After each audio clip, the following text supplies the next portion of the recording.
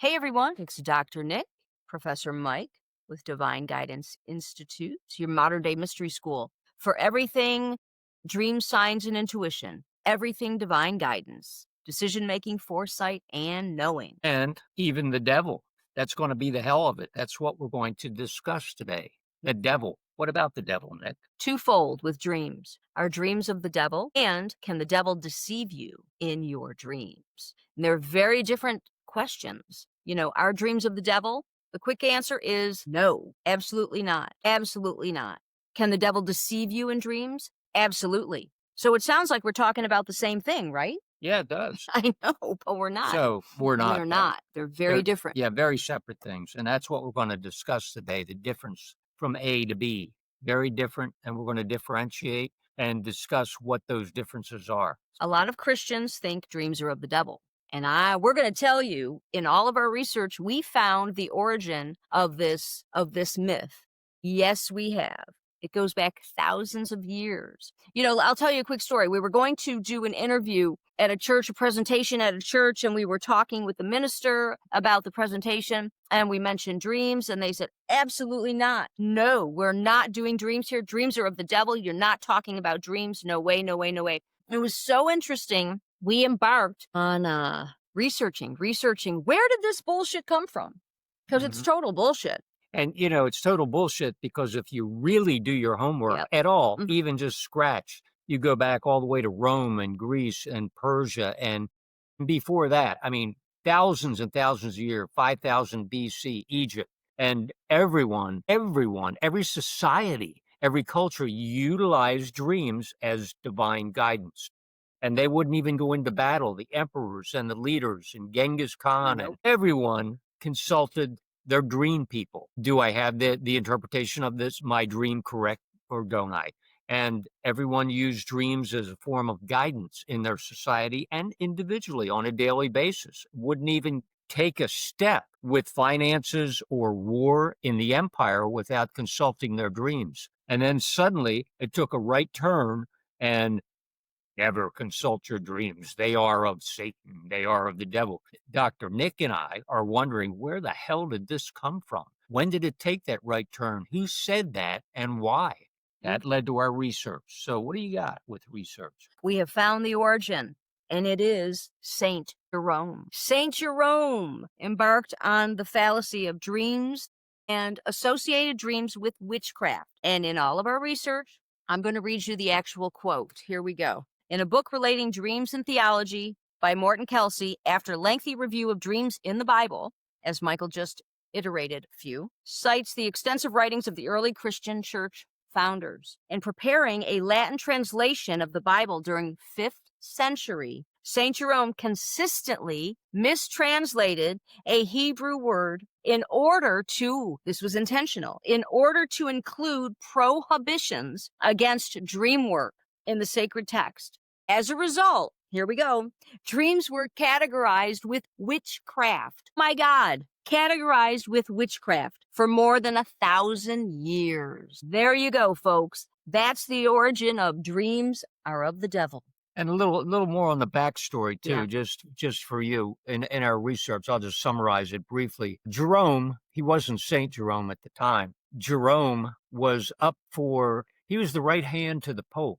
He did a lot of the research. He did all, as Nick mentioned, he did all the translation from Hebrew and Greek into Latin, which was the language of the time. And the Pope called him in and said, Jerome, when you get to the part about dreams in your translation, I want you to give it a negative spin, maybe equate it with witchcraft, that it's people need to stay away from their dreams and not pay attention to them because they are of Satan, of the devil. And so Jerome, being the right hand to the Pope, and actually he was in line for being the next Pope. So he didn't want to go against the advice of the church and the Pope at the time. So when he did his translation, he put a negative spin in there in the Bible, in the sacred writings, as it was translated into Latin, that said dreams are of the devil, that dreams are negative, and don't pay attention to them, because the church at the time was trying to maintain control, because if you have your dreams and they are your divine guidance, what do you need the church for? What do you need the priest for? What do you need the pope for? It's rhetorical. You don't. And they knew that as a form of control. And that's where it came from. Nice. You summarized that real nice. Yeah, yeah, yeah. So we've been taught to not pay attention to our dreams. Oh, honey, go back to sleep. That's just a dream. That's just a nightmare. Don't worry about it. Just go back to sleep. We've been taught that forever. But if you start tracking your dreams, dream tracking, yes, that's what we call it, dream tracking, and start tracking your data and the outcomes, you'll see that dreams are not of the devil, that they are divine guidance, as Michael said, from above, giving you insight into the past and the future and the present. Everything from health to finance, and if you're about to be blindsided by somebody or scammed, in any way, or if your spouse is cheating and your deceased grandma in heaven, how's she doing? This type of thing. So dreams are your best friend. They're built in, okay? Anything, yeah. So they're good stuff. They're good stuff. That's what we're trying to say. They're not of the devil. The origin was Saint Jerome associating with witchcraft, and that's what's up. Yeah. And they are our best guide. I mean, simply, we all dream every night, and it goes on all night long. And we have another whole life showing us the way, the truth, the path, the light that is right for us individually. But, then I've got the question, can we be deceived in our dreams? Nick, Here what we do you go. think? This Google search is huge. Can the devil deceive you in your dreams? Oh my gosh. The answer, well, yes, but it's twofold. It's twofold. Okay. You've got your little self in the mix, okay, which could give you negative messages, the lower nature of yourself, the little self, not the higher self, which could give you negative messages, right? And if you're ever given a directive in your dream that's negative, don't do it. It's an automatic no, it's of your lower self or someone's invading your dream space. So the answer is don't do it, don't do it, don't do it. Don't even look for a reason like, well, okay, I could just, no, no, no, no, no.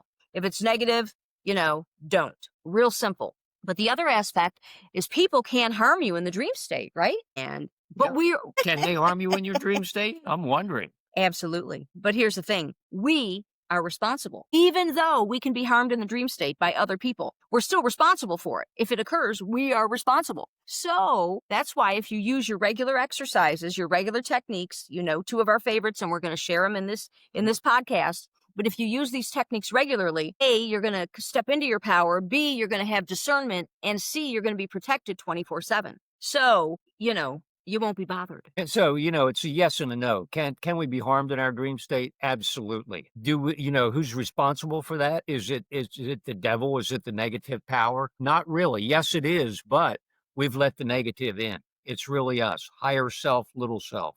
And we're in control. We have the power. And we're going to share some defensive moves that we can use to always defend ourselves when we're in our dreams and in the waking state also.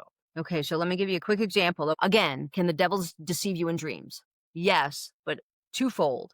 The little self, if you get a directive that's negative, go rip somebody off, go bother someone, anything negative at all, it's from your lower nature, your little self. And the quick answer is don't do it. Now, that doesn't mean the devil's deceiving you in your dreams. No, these are very different topics here. Okay, that's a directive from your little self. Forget about it. But the second piece is really important. Can the devil deceive you in dreams? Yes. Is it the devil? Is it a dude with a pitchfork? No. It's the negative powers, okay? They come in many forms, through other people, okay? Or through ghosts and entities and things of this nature. So those things can enter your dream state. Even someone that is lusting after someone and thinking intently about this person, their vibes can enter your dream state in a negative way. Okay, so even something that would seem like, oh, isn't that great? They're lusting after somebody. No. You could even wake up with a headache and you don't even realize where it came from, and it came from someone else bugging you in your dream state. This is very real. But again, as Michael mentioned, there are no victims. We have total responsibility, and we have the tools to insulate ourselves on the regular. So you should use them on the regular so you're insulated and protected, and you don't even need to worry about these things. So did you want to add to that? Just that it's, the way to see it simply scientifically, and this is important, like, well, how do they get into my dream state? Good, good. But like what Nick said, they're thinking about you, maybe have some hateful thoughts or lust or whatever. It's very strong because of the feeling. That's a thought form. That thought form literally goes out as an energy. That's pure quantum physics. And it can be measured. We can measure that energy going out, and it blends with our energy and hits our energy. And that is how someone gets into our dreams. Just like it's like on the inner, so the outer. In other words, can someone deceive you and rip you off and blindside you outwardly? Oh, it happens every day. Inwardly, the same is true. However, we're responsible. We can defend ourselves against those things so that we are immune. And Nick's going to give you a technique that's worth its weight in gold. Yeah, we're going to give you 2 techniques and then we're going to tap out. All righty, here we go. And those of you that are familiar, you're familiar with these techniques, but we've never talked about them in this perspective. Of course, using the hue. 1 magic word, 1-step therapy, just say hue. Demo, inhale, hue. On the exhale, eyes open or closed, out loud or silent. User friendly. You can do it before you go to sleep. And actually, that's what Michael's about to tell you. Do it before bed.